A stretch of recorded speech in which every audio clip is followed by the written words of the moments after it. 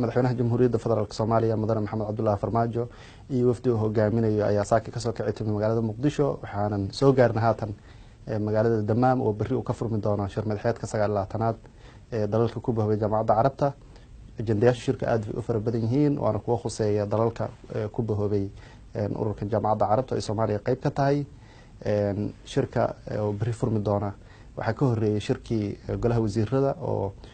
wasiirkan arrimaha dibadda Axmed Ciise Caawud uu ka qayb galay kaas oo lagu lafaguray ajendayaasha shirka lagu dhameystiri doono